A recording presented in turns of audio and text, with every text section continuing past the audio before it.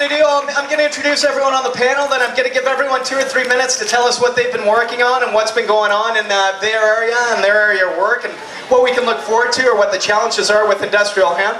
And then of course we're going to go to you guys. We want to take some questions from the audience, some comments, and find out what your experiences have been with hemp and what you guys want to see happen and need to see happen in this area. So first in line today is Steve Levine. Steve's been involved in the hemp movement for a really long time. Really long time. Really long time. He's been a great activist. He's the director of Vote Hemp, and we are so happy to have him here.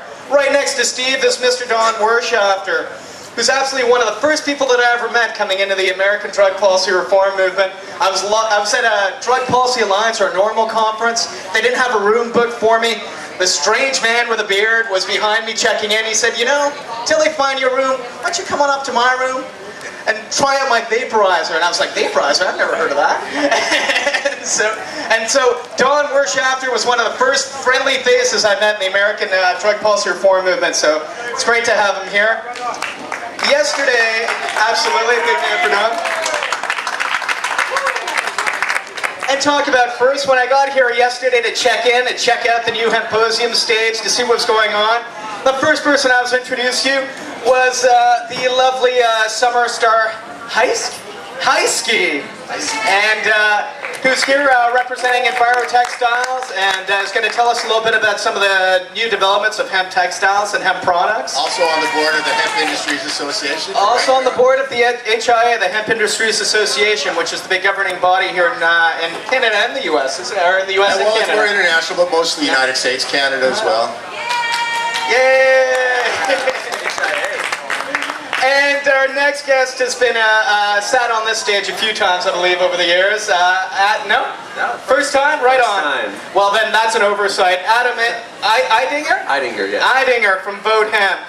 It's great to have him here. And bringing along her lovely young daughter. It's so nice to have you both here today. Alexis Baden-Mayer from Grassroots Network Alliance. Can we have a big hand? And who's your guest today? Ellen Dottie. Right on. Welcome, Ellen. Thanks a lot. That's great. And I hope you've got a lot to say about hemp as well. How about them hemp waffles? She's all made about the out hemp of waffles. actually. All right, so why don't we start at the reverse end. We'll start with Alexis. You can tell us a little bit about what you've been working on and how things are going these days.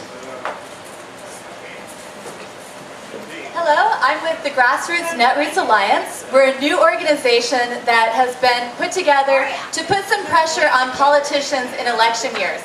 I understand you all are going to vote this month in the primaries, and it's a really important time to get the candidates and the politicians on record on how they feel about industrial hemp, for instance.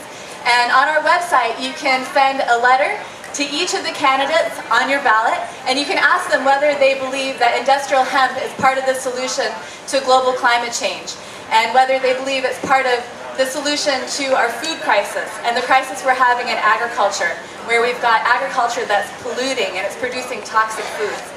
So that's the Grassroots Netroots Alliance came out of the Organic Consumers Fund and the Organic Consumers Association, so we have an environmental perspective on it. And you can go to our website and see which candidates in Washington have filled out the survey and where they stand on the issue. So I hope you all will check out the website, and I'd like to get in touch with all of you, and I have a way for you to do it via your cell phone. So if you're interested in hooking up with the Grassroots Netroots Alliance today, you can text CHANGE to 729-669, and you can send me a voicemail message, and we'll be able to communicate via telephone, via voicemail and text message. And if you want to call me before the election and find out who on your ballot supports industrial hemp farming, I can help you out with that. I'm also on the board of Vote Hemp, and I work in Washington, D.C., and I coordinate the lobbying, the direct lobbying that we do on industrial hemp. And I'd love to talk strategy with you all. Maybe we're coming close to the end game on industrial hemp. The Clinton years were when it first got started. That was when the industry was first taking off and the issue was first raised. But the Clinton administration was working behind the scenes against industrial hemp. And when the Bush administration took office, they went on the offensive attacking industrial hemp and attacking the industry. And they tried to ban hemp foods. And we beat them back. In 2004, we got a ruling that Congress always intended to exempt industrial hemp from its laws relating to marijuana because it's not a drug, and so it shouldn't be treated like a drug. And we got that ruling, and now we're going to go on the offensive. And I think that with the new administration, whether it's Barack Obama or John McCain, I think we have an opportunity to do something different on industrial hemp now. At least we have a majority Democratic Congress, and we have a lot of supporters, and we have some pretty high-profile supporters. Ron Paul has been introducing bills for us, and he's raising more money than a lot of Republicans in Congress, and they're going to want to be his friend now. And so we have some influence, and I think just a few things could really change this. You know, we've been working on legislation that would change the definition of marijuana to specifically exempt industrial hemp and let states grow industrial hemp, let the laws that have already been passed in several states like North Dakota, Montana, etc. go forward. But I think we could also do smaller things, and we could perhaps get a resolution passed that just reminded the Drug Enforcement Administration that Congress never ever considered banning industrial hemp. It was never something that they considered. In 1937, when they started talking about marijuana, there was a vibrant industrial hemp industry in the U.S. Sherwin-Williams Paints lobbied on behalf of the industry, and they made sure that it was exempted from laws relating to marijuana. So maybe all we need Congress to do is pass a resolution reminding the DEA of that fact. Thank you so much, Alexis. I wonder if you could tell us your, this was amazing. It's great to hear all the great work and the projects you're involved in.